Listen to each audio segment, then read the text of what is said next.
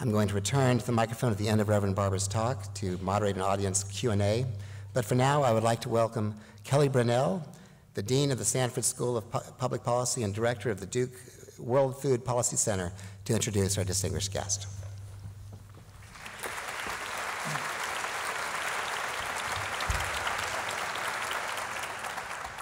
Thank you, Jeff, and thank you to the staff of the Trent Center for working together with our most capable team at the Sanford School of Public Policy to present this special event. The Reverend Dr. William J. Barber II is the president and senior lecturer of the nonprofit organization known as Repairers of the Breach. He is a minister, an author, and a professor. Above all, he is an inspirational leader. Reverend Dr. Barber served as president of the North Carolina NAACP, the largest chapter in the South, from 2006 to 2017. In this role, he started and led the Forward Together moral movement in which many people in this room participated.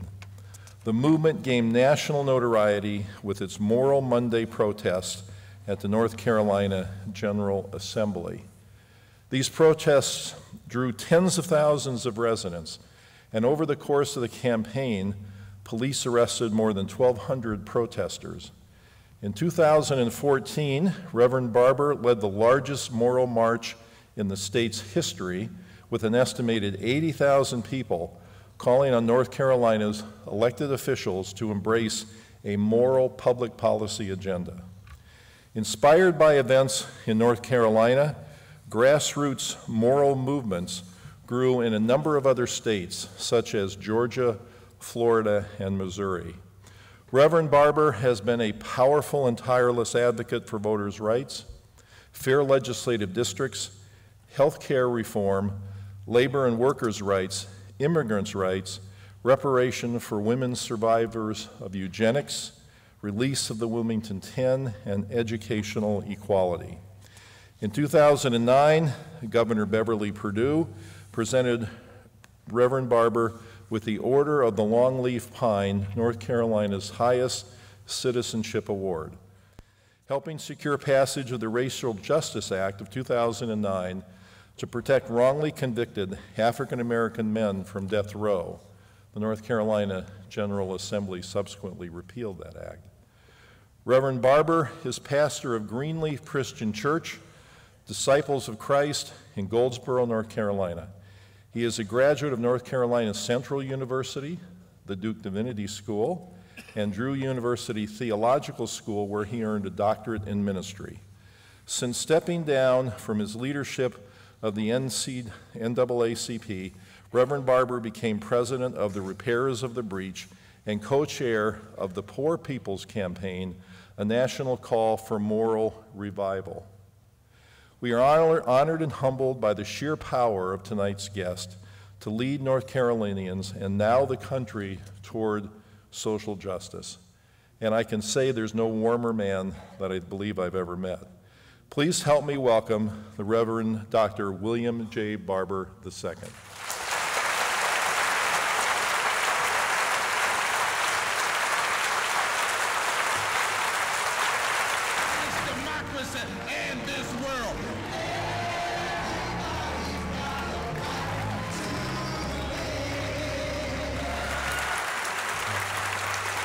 Hello, home. Hello, North Carolina.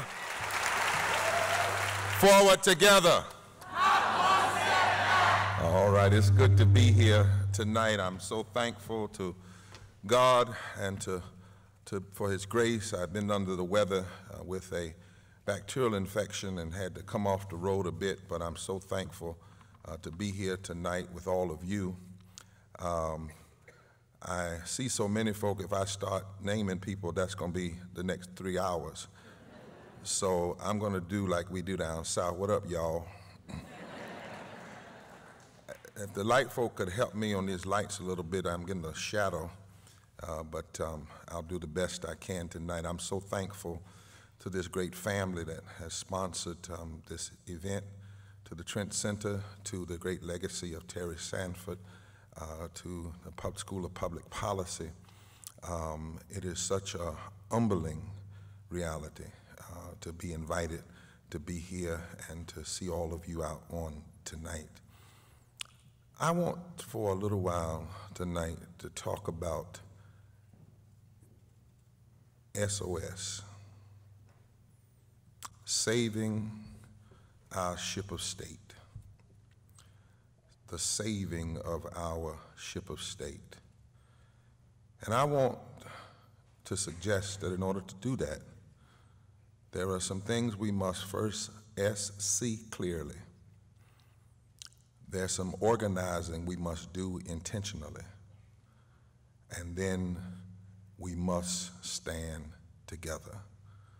We must see clearly, we must organize intentionally, and we must stand together. Since the rejection election of 2016, when in many ways white rage propelled the candidate who was even endorsed by the KKK to the Republican National Convention and on to the White House, race has been ever before us in America. But our national conversation about racism has many times become confused in the post-Charlottesville debate in a struggle of whether or not we define racism through the lens of personal biases or the lens of public policy. Now, make it be clear, every politician in America condemned hate after Charlottesville, or at least those who had any kind of political savvy.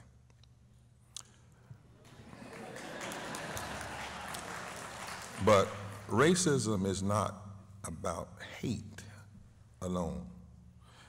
Did you hear Richard Spencer, who spent some time here at Duke, the white supremacist?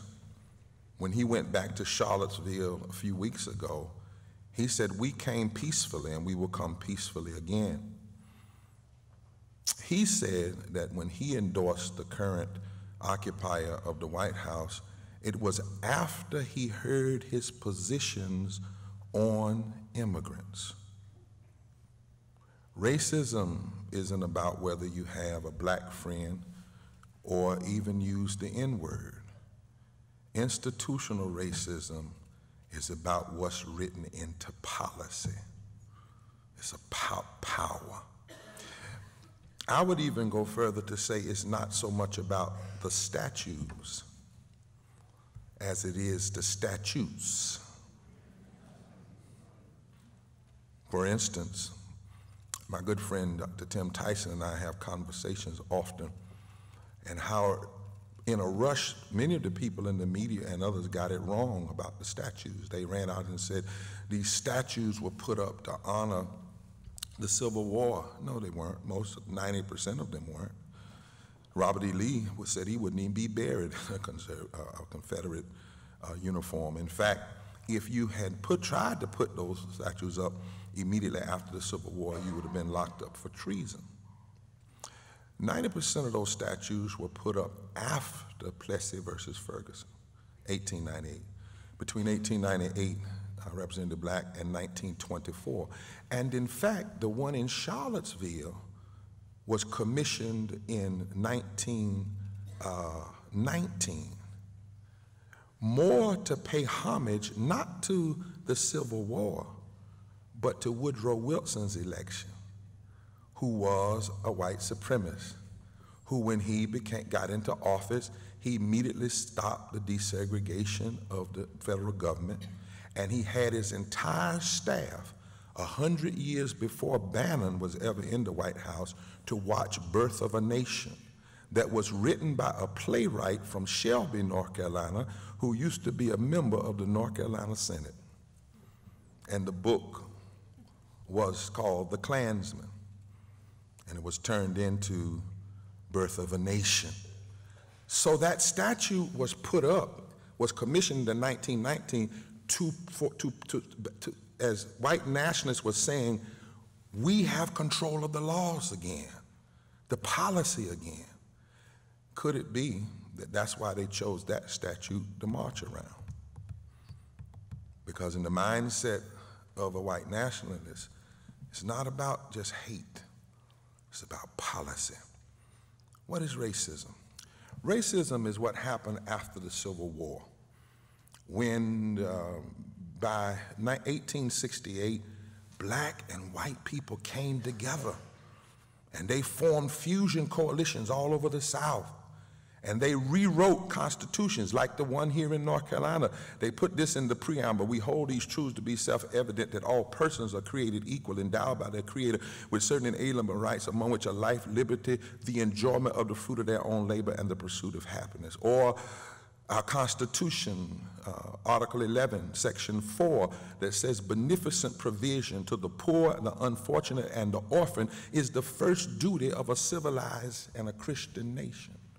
That's 1868 constitutional language being written by black and white people coming together.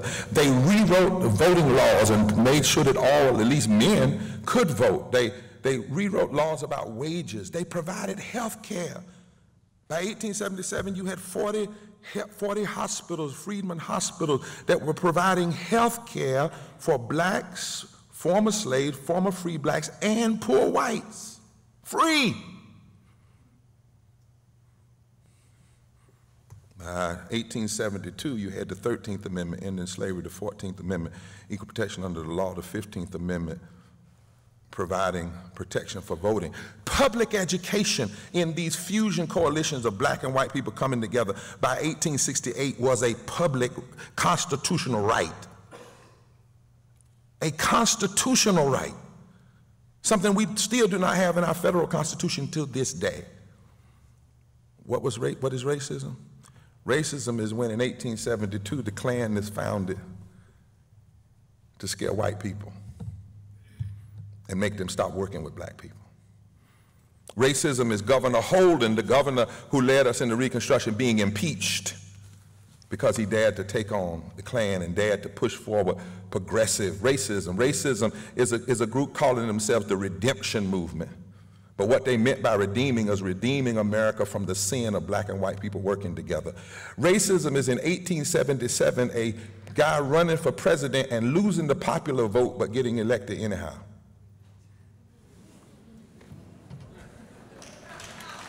In 1877, by the Electoral College, and making a promise that if the Electoral College won, you know, most of us can't get into that college, but those who are in that college, if they would give him the presidency, he would give them the federal courts. He would pull the troops out of the South. They said yes, he said yes, he became president even though he lost the popular vote. He turned the judiciary, Attorney General's office over to the racist extremists. And by 1883, the 1875 Civil Rights Act was overturned with only one dissenter, Justice Harlan out of Kentucky. By 1896, you had Plessy versus Ferguson. By 1898, you had the Wilmington riots that were designed to take back the government and put it in the proper hands of the white man. And by 1901, the last elected black congressperson was put out of office, George White from North Carolina, and it would be 90 years before North Carolina had another African-American That's racism. It's about policy. Racism is, what is racism? Racism is like what happened after the Civil Rights Movement. When extremists who happened to be white were afraid of losing power, they learned how to perpetrate a culture of racism without appearing to be racist. So they used code words and whistle words. The Southern strategy is the former name for it. It was a strategy deliberately designed to play the race card in a way that didn't sound racist, but it would make Southern whites vote against black and brown people who should have been their natural allies. You know, GOP strategist Lee Atwater told us what it was like. He was on tape, but he kept talking, and so the tape is out there. He said, this is what he said: you start out in 1954, and you want to get elected, you say things like nigger, nigger, nigger, but by 1968, you can't say that because of the backfire. So instead, you talk about stuff like states' rights, forced busing, and then you get real abstract and you say the only thing you want to do is cut taxes.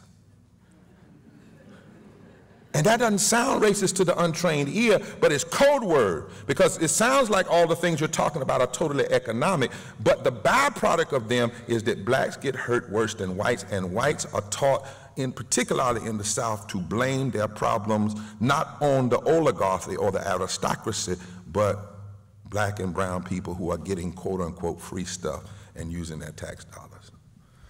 The target of the Southern strategy was initially the states of the old Confederacy, with the goal of developing a solid South, because the extremists knew that if black and brown and white people ever formed coalitions in the South, they could not win. They had seen it before in the 1800s. And so they said, we'll lock up the 13 states in the South. You know, if you lock up the 13 states in the South, that's 171 electoral votes before you ever have an election. You only need 270 to get elected, which means if you can lock up 13 states, you only need 99 electoral votes from the other 37 states. If you lock up 13 states, you can control 26 members of the United States Senate, which means you only need 25 from the other 37 states. You can control 31% of the United States House. That means you only need 20% from the other 37 states to hold a majority. And if you do it right, you can also win in the Rust Belt, you can win in the Wheat Belt, and you can win in some of the ethnic conclaves of the North. And they learned this by watching, as George Wallace was called the greatest loser of all time, because he taught folk that if you can find a way to use code words to split people, you can get them to vote against their own self-interest. So if you notice history, the first thing we have to see is that the problem is not Trump. Don't let anybody tell you right now, make you think the problem is just Trump. Yes, he embraced and emboldened white nationalists and this Southern strategy that was designed to last 50 years, and this is the 50th year, by the way, 2018. But long before Trump mastered the con artist of the Southern strategy, he had an audience that had been cultivated for 50 years. And many other people that have been using this strategy. We are seeing right now what Neil Painter calls the iconography of an American call and response. The call is racial progress, and simultaneously or short thereafter, the response is, as Carol Anderson has aptly named it, regression or white rage. Trump and those that support him in policy-driven racism are symptoms of a deeper moral malady. And we must see this. And we, not just black people, but all of us must see this. We misunderstand the challenge of systemic racism if we think it's just about dislike of black people. No, systemic racism is dislike of democracy. Truth be told, you can be black and embrace and encourage white nationalism. You can be black and be so fooled by the system that you end up participating in the system and become a cheerleader, if you will, for the very proponents of institutional racism. Systemic racism is simply the perpetuation of a system where the ideal of whiteness and white power are the norm in our common life, and it must be challenged by blacks and whites and Jews and Christians together. It is to accept the heresy that some people were not made in the image of likeness of God, therefore you can write them out of your public policy. Now, to see this up close, let's look at a particular instance of racism and white supremacy, which is voter suppression. Before Trump, since the U.S. Supreme Court gutted the Voting Rights Act in 2013, there has been an assault on voting rights in this country. Actually, it began long before that in 2010. Let me give you some numbers. I know everybody talking about Russia, but here is the most unreported story. And by underreporting it and not dealing with it, America is once again making a mistake and not dealing with this issue of racism. Would rather deal with Russia, but there were 868 fewer sites in the black and voting sites in the black and brown and poor community in 2016. 22, that's the number of states that have passed voter suppression laws since 2010.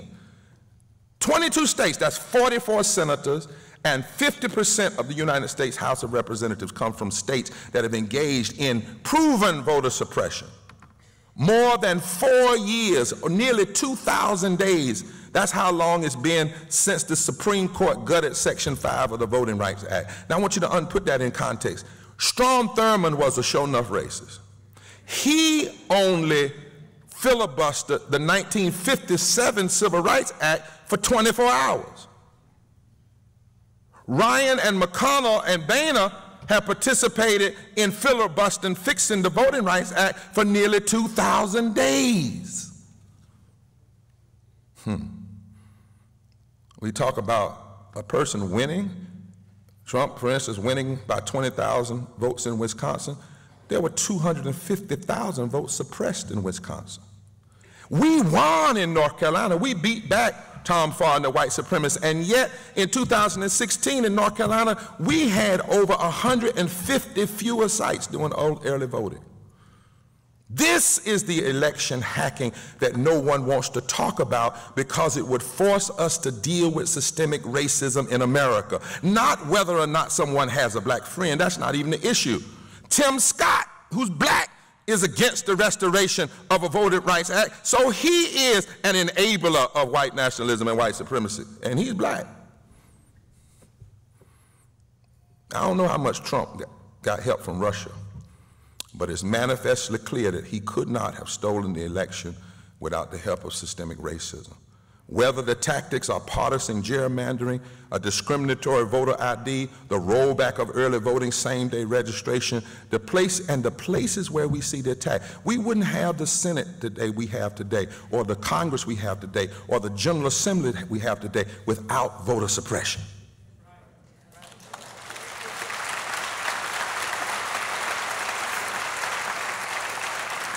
And we're not talking about something we have heard. We're talking about that even this Supreme Court, the Roberts Supreme Court, even Clarence Thomas had to vote unanimously on the case we said and agree that what happened in North Carolina that began under the leadership of Tom Tillis was surgical racism. Now watch this. You say, well, I thought he was going to talk about health and poverty. I'm getting there. But the problem is so many neoliberals want to talk about poverty without dealing with race, and you can't do that. You can't do that. Because here's the trick and the hook that we must understand. If you put up a map, the same places where we see the attacks on voting rights the most are the same places that have the highest level of poverty, the highest level of the lack of living wages, the most attacks against health care, the greatest attacks on immigrants and the LGBT community, the states that have the lowest funding of public education and the lowest labor rights and union density are all the same states where politicians have engaged in voter suppression. Now what does that mean? Politicians who use surgical and targeted racist voter suppression, then when they use it to get in power, but once they get into power, they promote and codify policies that hurt all Americans, especially poor and working class white people. So the very people that use gimmicks to fool certain people to vote for them, once they get into office, they pass policies. For instance, we have a General Assembly that used voter suppression to get into office. Once they got into office, in the first 15 days or so of being in office in 2013, they denied Medicaid expansion to 500,000 people. Now, if you heard them talk about it and understood the code words, they were kind of suggesting we don't need to give health care to these, quote, lazy folk who aren't doing something, or i.e. black and brown people. Well, in actuality, 346,000 of the 500,000 people denied Medicaid expansion are white. and 30,000 are veterans. So they got elected through voter suppression and racist gerrymandering, but then used the power to hurt poor people and sick people. Many have not wanted to look at this, but we must see this if we're going to save our ship of state. There's a second thing we must see, and that is we must see the heretical work of so-called Christian nationalists and white evangelicals. You got to see it. Now, many of Donald Trump's critics have raised concerns in recent weeks about his alleged affair with porn star Stormy Daniels. And if the revelations are true, Trump's infidelity is a matter between him, his God, and his spouse. Quickly, but interestingly, so-called white evangelicals rushed to defend the president, urging the nation to forgive and move on. All these things were years ago. Jerry Falwell said, Tony Perkins told Politico he and others were willing to give the president a mulligan on issues of personal morality because he, Trump, champions an evangelical agenda.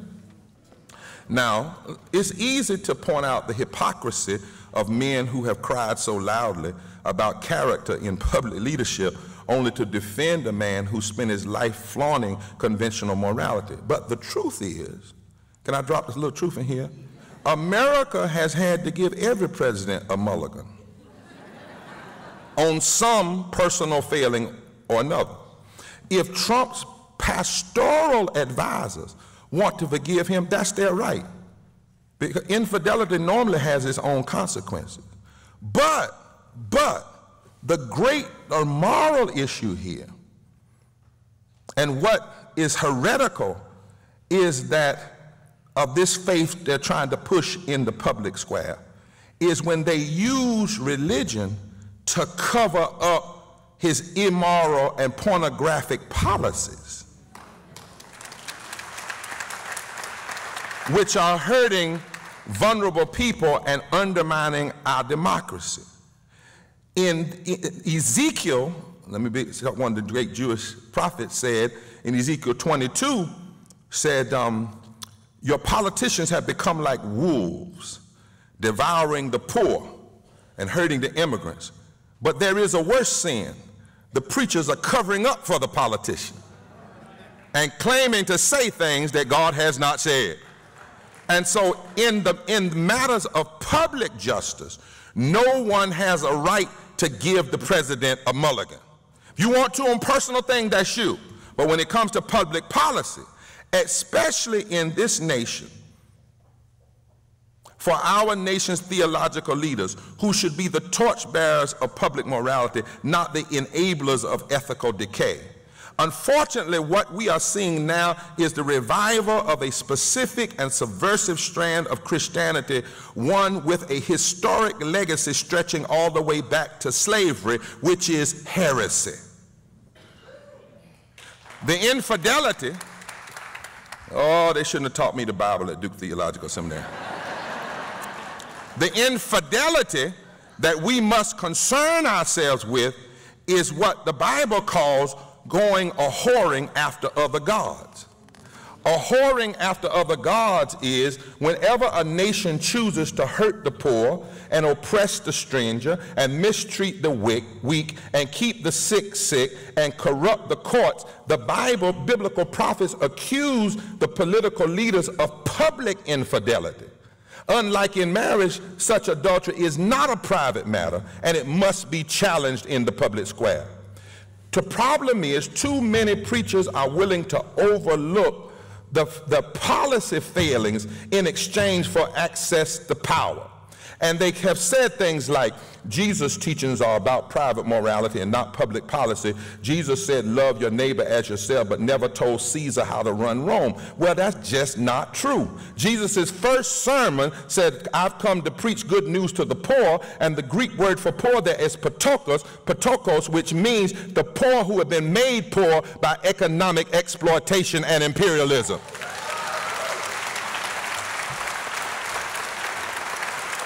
That was his first sermon. And his last sermon, Jesus says that every nation in the final analysis and the final judgment, every nation will be judged and will have to give an account for how they treated the vulnerable among us in public policy. And Jesus' good friend that he often quoted from, Isaiah, said that woe unto those who legislate evil and rob the poor of their rights and make women and children their prey. It is hard to imagine someone who proclaimed the kingdom of God in the first century not to have a clear vision about transforming society. It's hard to imagine that unless your whole faith has been built upon the justification of systemic evil. Now, this kind of reading of the biblical text is not new, and we need to see it for what it is because it's being used to confuse the minds of so many people.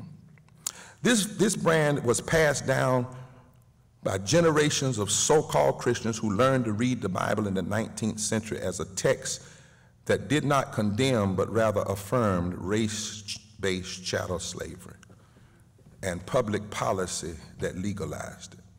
That's why Frederick Douglass once said, between the Christianity of the slaveholder and the Christianity of Christ, I see the widest possible difference. The widest possible difference. Preston historian Kevin Cruz has documented how public religiosity that wraps itself in the flag while doing the bidding of big business is a purchased product. He said it was purchased in his book of research by the U.S. Chamber of Commerce, Sun Oil, beginning in the 1930s when they funded organizations like the Spiritual Mobilization Group that paid preachers to preach a twisted form of Calvinism to take on the social gospel of people like Rauschenbusch and later Dr. King. And this perverted form of Calvinism went like this: if you're good, you go to heaven; if you're bad, you go to hell. So if you're a good American, you won't be poor, and if you're a bad American, you're poor, so therefore you don't need Social Security, you don't need living wages, people just need to live according to certain precepts. And it was purchased. In fact, by 1940, the leader of it had bought 19,000 pulpits. This was a 20th century of slaveholder religion that the plantation owners had paid preachers to defend slavery in the 19th century, and is still with us today. When Robert Jeffress and Franklin Graham, who got $10 million from somewhere to go all around the country during the election, encouraging people to vote a certain way, and then had the nerve to say that the election of the current occupant of the White House was God's will. Robert Jeffress, Franklin Graham, Jerry Falwell, and all those who go in and pray, P-R-A-Y, for a president, while that president and the legislators are praying, P-R-E-Y-I-N-G, on the least of these. We cannot understand some of what's going on without understanding this heretical form of Christian nationalism that tries to limit the moral discussion to being against gay people and against prayer in the school and against abortion and for gun rights and for tax welfare to the wealthy. This is what now some are calling Trump evangelicals. And they are not forsaking their God to defend Trump. They are showing us that their God is cash and not Christ.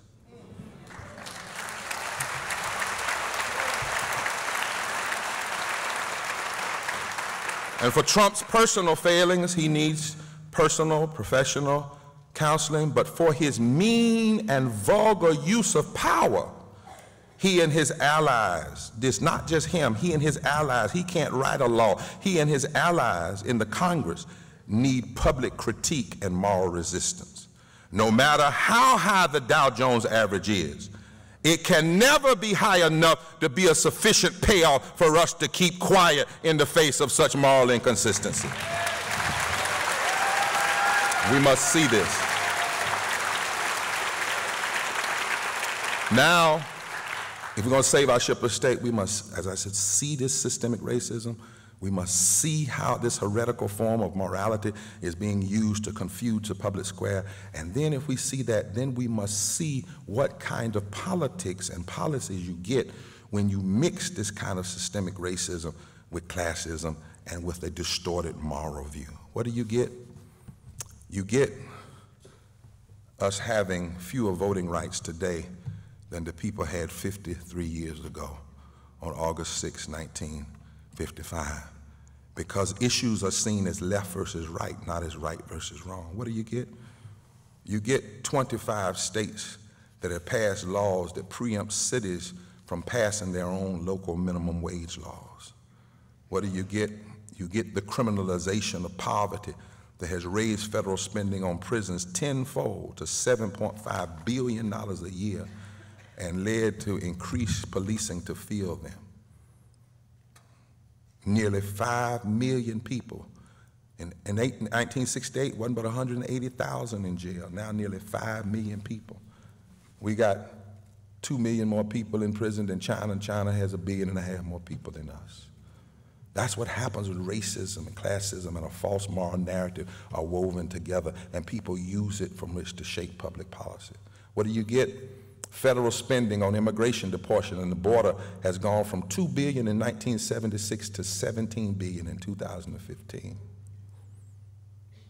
with 10 times as many deportations, 333,000 in 2015, according to our report, The Souls of Poor Folk, an audit being done by the Institute for Public Policy Studies and the Urban Institute that Dr. Tyson and Dr. Forbes and others are working on.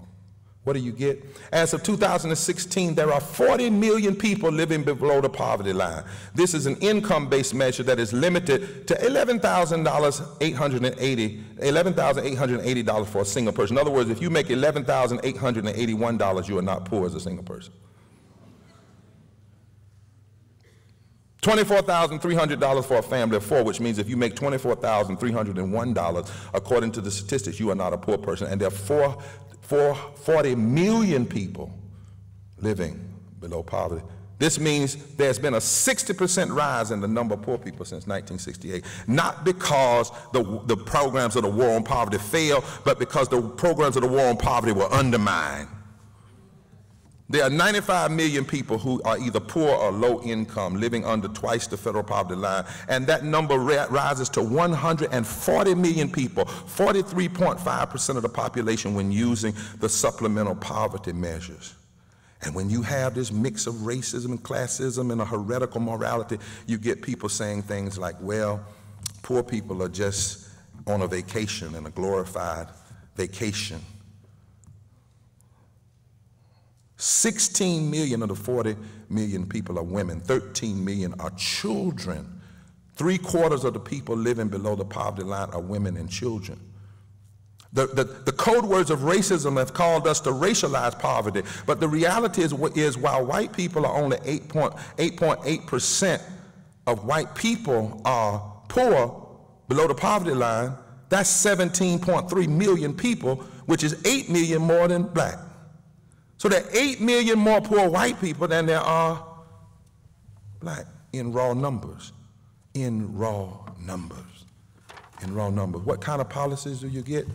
You get that from 1968 to 2017, the top 1% share of the economy has doubled. In 2017, 3 individuals had a combined wealth of $248 billion, the same amount of wealth as the entire bottom 50% of U.S. households. And Joseph Stiglitz, when I talked with him, the Nobel Peace Prize laureate, said we can't keep ignoring the cost of inequality, because 250,000 people, according to the study by the Mailman School of Public Health, die every year from low income. They don't die because it's their time to die. They don't die because the divine has called them home. They die because of low wealth.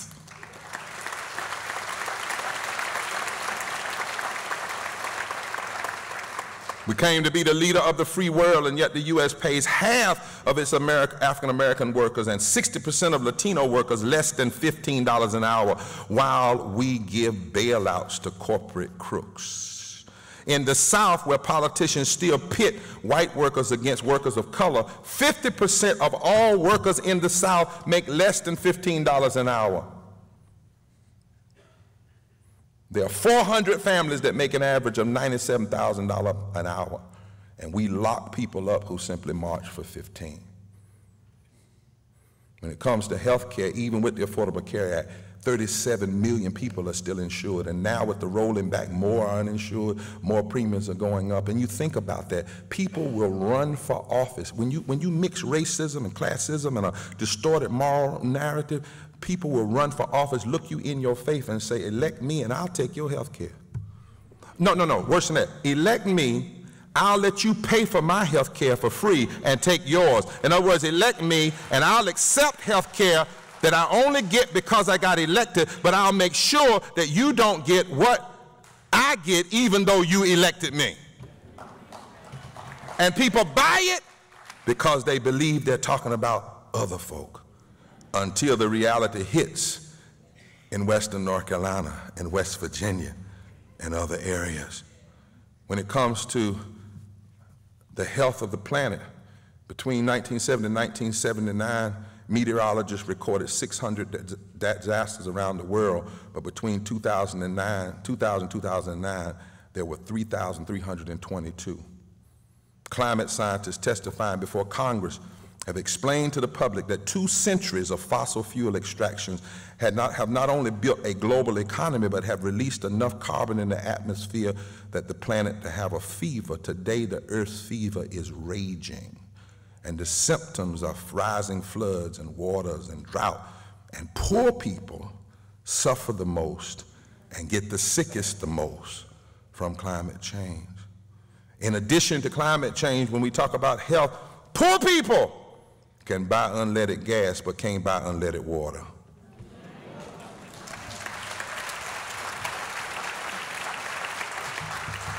Multinational corporations are drilling for gas, penetrating the aquifers on the Apache lands. I was recently out with the Apache Nation in Arizona. Do you know to this day that the First Nation people can't even own their own homes, own reservations?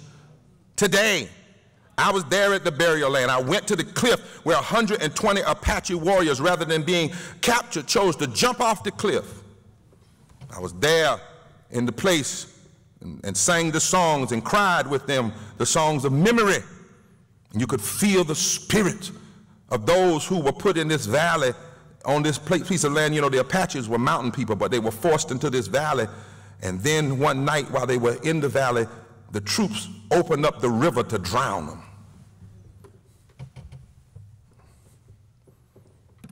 And now they're digging in a place called Oak Flats. They're drilling down in the earth, so-called looking for copper, and only about 2 or 3% of what they get is worth anything, but the rest of it poisons the aquifers. And the people that started doing it, they thought that if you drill on the First Nation, the Apache land, if you drill there, well, it's not the land, it's the reservation. If you drill there, then somehow the poison was going to stay on their land, only to find out that aquifers mean water, and water travels. And so now the white community right down the street is worried now because they're going to be poisoned.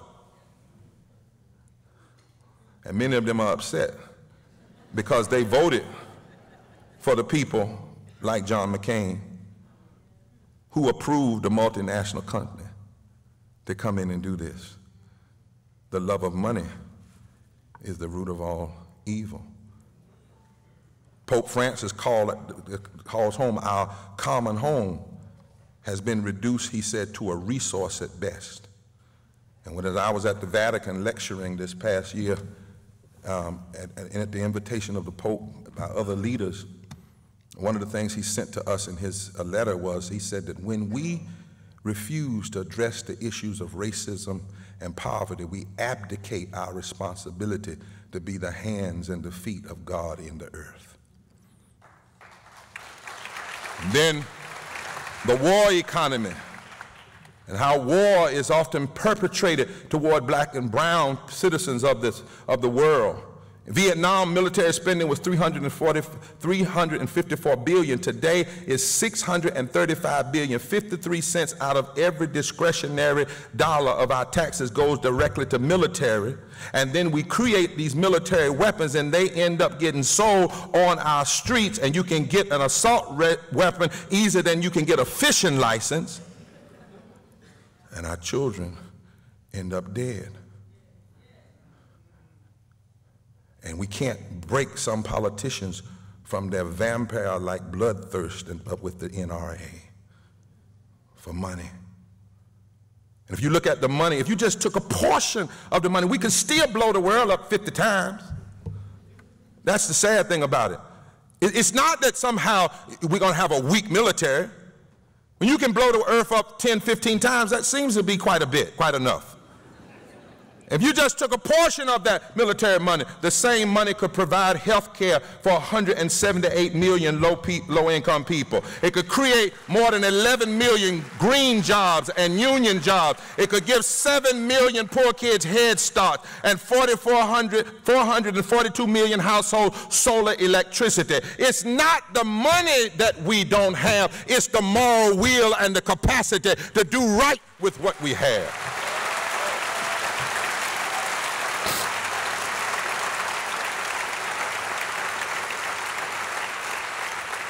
And those who claim they love the military so much now say they want to give poor people their food stamp in boxes. You know, boxes of starches and canned food. And at least when Jesus gave people food, he gave them fresh fish and bread. You know, he didn't put it in a box. They want to take us back to the ghost of days past, back to Charles Dickens' day, you know, back to the poorhouses, I guess. But the problem with that is we give banks that abuse the system bailouts of cash and then want to give poor folk boxes of food. It's just wrong. But they claim they care about the military. Well, 23,000 active duty military troops receive food stamps. 24% of children in schools run by the Department of Defense inside the U.S. qualify for free meals.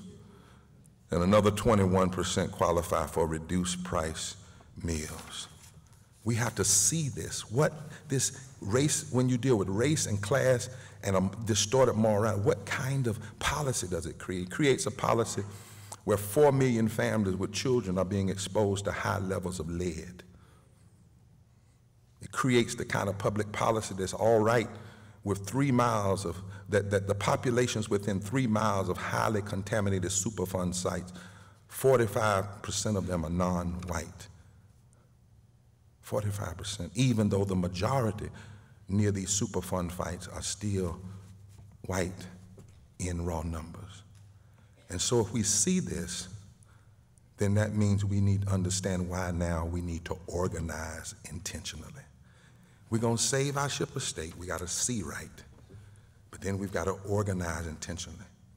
Long before Dr. King a bullet took his life, Dr. King, Rabbi Heschel, and others saw that systemic policy violence threatened the soul of this nation through interlocking issues of injustice.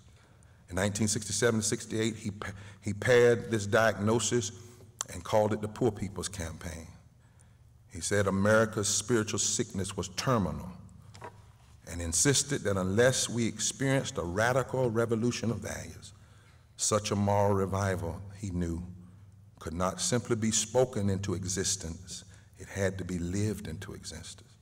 The poor people, who were often blamed and pitted against one another, would have to unite in a national campaign of direct action to save the souls of America, and others would have to come alongside of them. 50 years later, Dr. King's life and witness can help us name America's spiritual sickness and see that the only hope is a brand new time of fusion politics. We face a national crisis not unlike in some ways the storm that rocked America in '68. But too often, our attempts to diagnose what ails us cannot get beyond the tired debates of left versus right and Democrat versus Republican. That is why we need a Poor People's Campaign, a national call to a moral revival more than ever. Because there are 5 interlocking injustices, 5 bacteria, if you will, 5 diseases that threaten democracy of the United States simultaneously: systemic racism, systemic poverty, ecological devastation, the war economy, militarism, and the distorted moral view of Christian nationalism. Now, as a preacher, I would like to hope that this crisis would compel Americans to cry out to whatever source of divinity they know for help. But far too much of our religion in our public life has contributed to the moral crisis we now face. We suffer from a civil religion that has justified our social sin. And so America has a moral malady. And sometimes it tempts us to despair. But it also then can bring us in the darkest moments to the reality that we must have a moral movement, that there's only one way out. We've got to link up with others who are directly impacted by the interlocking injustices. We cannot just deal with these separately. Black people can't get over here and deal with racism, white people over here with poverty, and environmentalists over here. No, we have to find a way to connect together in a deeply moral way with a deeply progressive and prophetic agenda, and refuse to be divided by the few who seem to benefit from a system that hurts us all. America, I believe, is right in the middle in the possibility of a third Reconstruction. And at this moment like this must remind us of the one truth that is at the heart of the tradition of resistance that goes all the way back to the great psalmist. Find it in Psalm 118. The stones that the builders rejected can become the chief cornerstones. In other words, what we need now is the work of the rejected stones to lead a revival.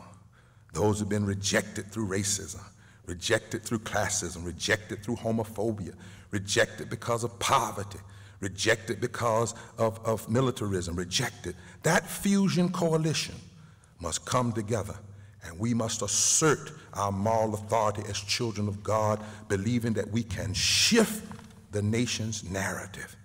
We must know this, that when a budget director goes on TV and puts an ash cross on his forehead on Ash Wednesday and then proposes to cut Medicare and cut 7 million people from heating assistance and cut people's food stamps, we don't have merely a Democrat or Republican problem.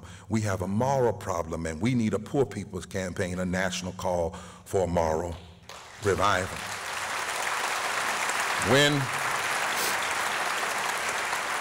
When leaders of both parties will celebrate a budget compromise, and one side will say we did it for the military, and the other side says we did it for the middle class, and nobody says what was done for the poor, the 140-some million people. We need a moral revival and a poor people's campaign.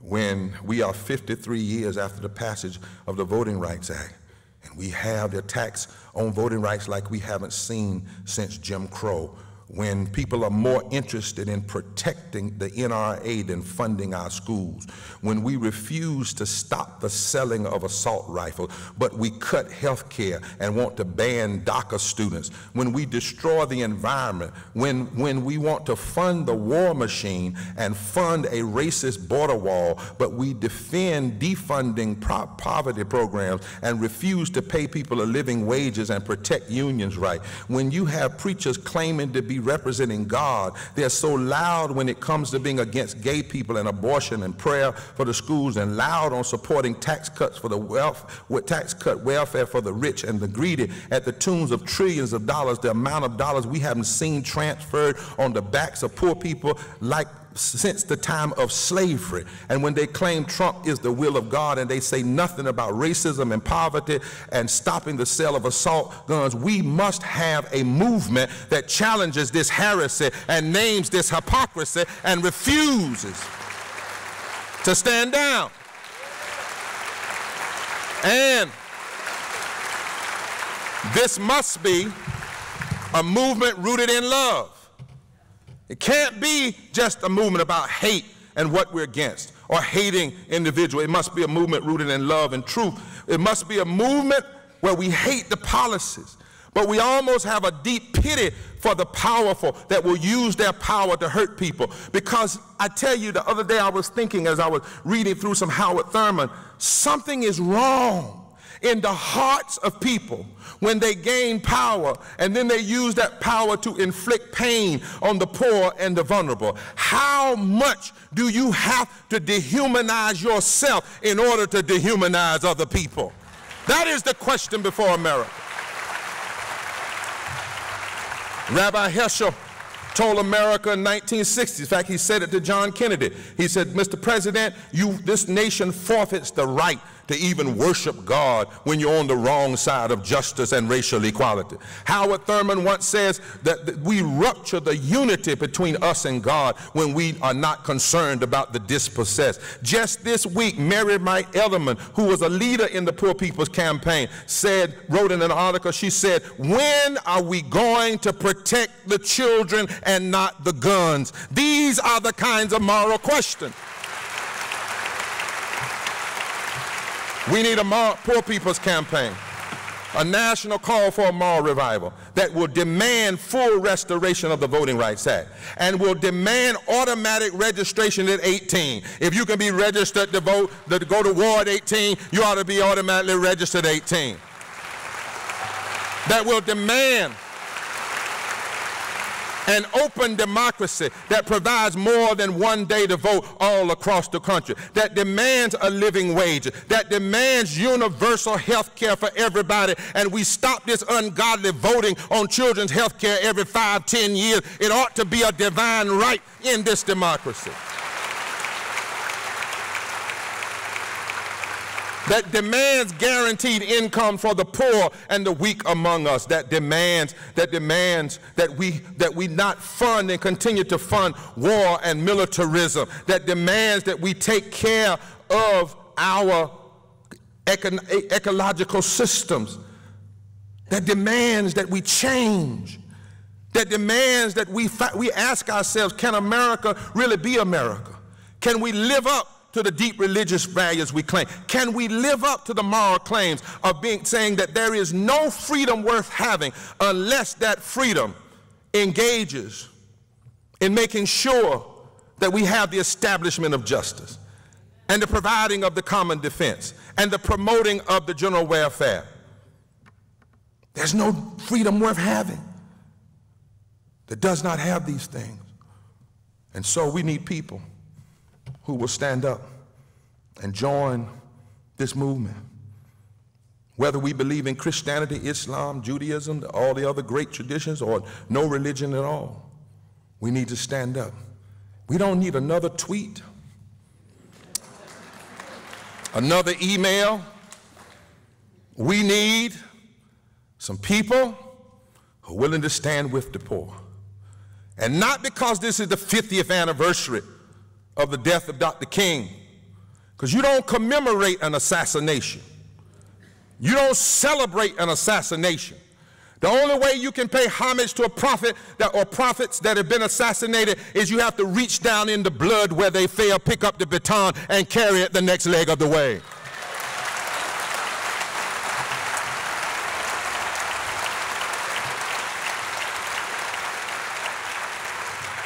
"25, 50 years later, we must deal with systemic racism, systemic poverty, ecological devastation, a war economy, militarism, and this distorted national morality. It requires a moral revival and a moral revolution of values. And that's why, as I close, we are now organizing 1,000 people. Dr. King called them emergency drivers. Dr. King said that in the normal course of time, you have to stop at a stop sign or a stoplight. He said, but when there's a crisis, the ambulance can run the stoplight because somebody's hurt, somebody's sick, the nation's health is at risk. We need ambulance drivers now. And we're organizing 1,000 of them in 32 states, 2,000 in the District of Columbia for 40 days of direct action, civil disobedience, voter mobilization, and power building among the poor. 40 days starting on Mother's Day, birth, ending on June 21st, the summer solstice, the birthing light. And on the 23rd, a massive poverty march and a rally, not just to march, but to give an action call. That we leave and we go back forth and organize and build deeply, because change doesn't happen from Washington, D.C. down, it happens from Montgomery, Birmingham, Greensboro, and Durham up.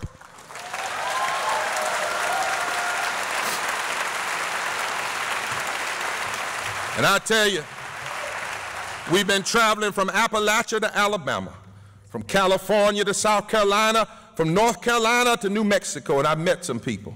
I met a white girl over in Seattle, Washington, where it has the highest density of poor white folk. And she was homeless and poor in Seattle, Washington. She came to one of our mass meetings, and she stood up and testified. She said, I want America to know that I am a redneck, and I'm the white trash that America threw out and forgot to burn. And I'm joining the Poor People's Campaign, a national call for a moral revival. But not only that, we went down to Alabama, and there's a mother there whose daughter died in her arms because Alabama would not expand Medicaid. And she said the only way she can live is to fight for other daughters not to die. She's in the Poor People's Campaign. We're headed out to West Virginia and Kentucky in the Appalachians. And there people are organizing all over. We were in Compton and watched black people and white people and Latinos come together in Compton. Say we're organizing. Over in Central California, we're organizing. Up in Wisconsin, we're organizing. I was there in New Mexico one night. We had a mass meeting, and a Pueblo spiritualist, and a Jewish rabbi, and a preacher, and a Congregationalist, and somebody else got to shouting on stage together. All of them, just like Pentecost, like they were speaking in tongues together. And signing up for the Poor People's Campaign. You can sign up tonight. Just go to repairsofthebreach.org. You can sign up tonight. And clergy are coming. United Church of Christ, Unitarian, Methodist, Presbyterian, rabbis, Muslims are coming together. Not to do it for the poor, because that's paternalistic, but with the poor. But we're coming conspicuously. And we're talking about being in 25 state capitals all at the same time, and in Ryan and McConnell's office all at the same time. And we're not going to the safe spots where they tell us we can protest. We're claiming back the people's houses all over this nation and in Washington, D.C.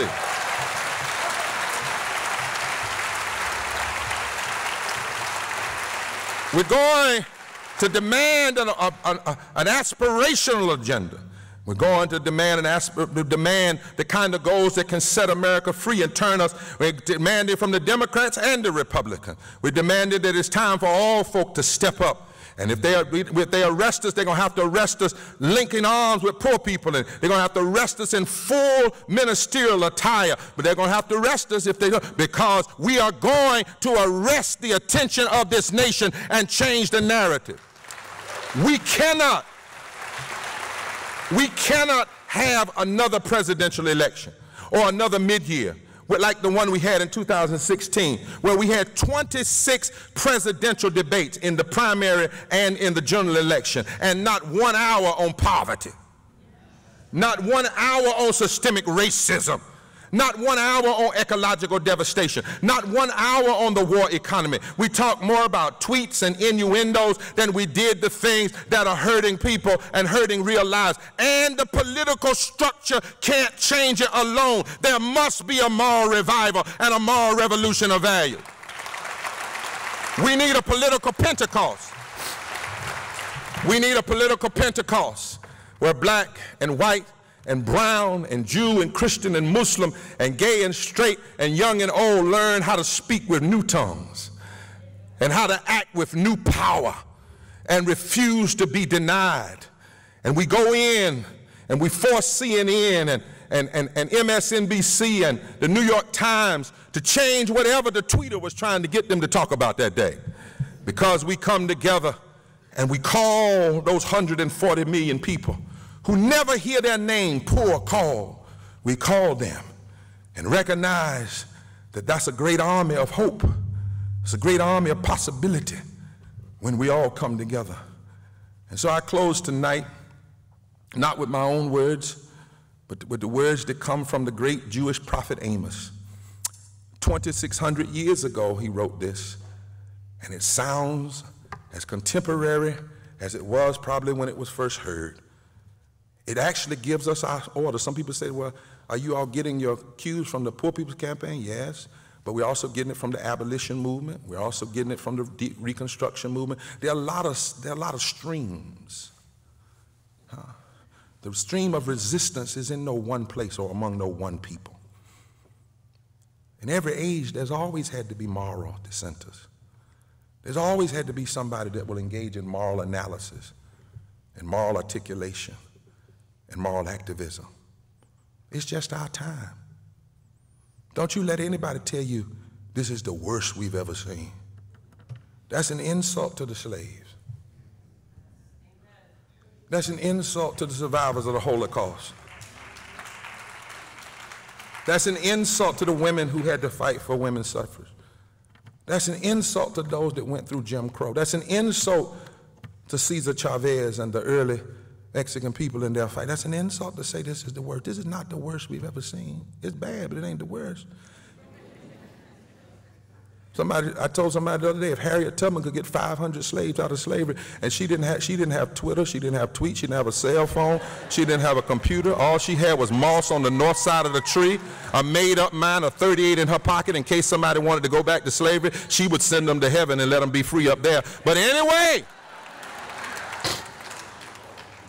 this is not the worst we've seen, but we've seen it. And if we see it, we have to organize in it. And then lastly, we got to stand together because it's our time. And so Amos said it like this in the 5th chapter. Listen to this and I'm through. Amos said, listen, people hate this kind of talk because raw truth is never popular. But here it is bluntly spoken. This is verse 12 and 13. Because as a nation, you run roughshod over the poor, and because you take bread right out of their mouths, I want to tell you as a nation, you will never move into your luxurious homes that you've built. And you're never going to drink in peace the wine at Mar-a-Lago. I mean, the wine, I'm sorry, the wine, let me read the text like it said, the wine from the expensive vineyards you've planted. I know precisely the extent of your violations as a nation. I know the enormity of your sins, and it is appalling. You, the leaders of that time, you bully right living people. You take bribes right and left, and you kick the poor when they're down. Some people began to think that justice is a lost cause, and evil is epidemic, and decent people are throwing up their hands. And some of them even said that protest and rebuke are useless and a waste of breath. But verse 14, but I need somebody. I need a group of people that will seek good and not evil and live. I need a group of people that will say to the nation, you keep talking about God bless you, God loves you. Well, act like it. And the way a nation acts like it is verse 15, you hate evil and you love good. And then you work it out in public policy. And then maybe God will notice you. Verse 16 says, now I need a remnant.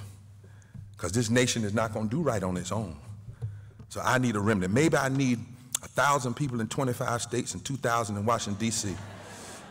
I need a remnant that will go out and cry loudly and refuse to shut up until change comes. I need a remnant that will fill up the malls and the shops and warn the nation that it can't be who she claims to be until she does right by the poor and the least of these. I need a nation, a group of people that will say, not me, not us, not now. I need a group of people that will empty the offices, empty the stores, this is in the Bible, empty the factories, empty the workplaces, and enlist everybody in a general lament until you make the nation hear. And God says, I want to hear you in the streets crying so loud over what's so wrong. And if you do, then I will make my visit. Could it be that God, the divine spirit, is simply waiting on us, that I want to try and see what God will do? It's time to save our ship of state. We got to see what's wrong.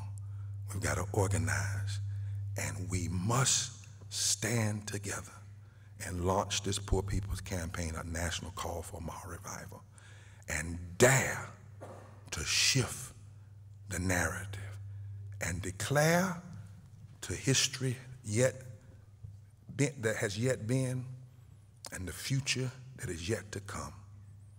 In our time, with the few breaths of life that we had and the few years in this earth, we chose not to be silent.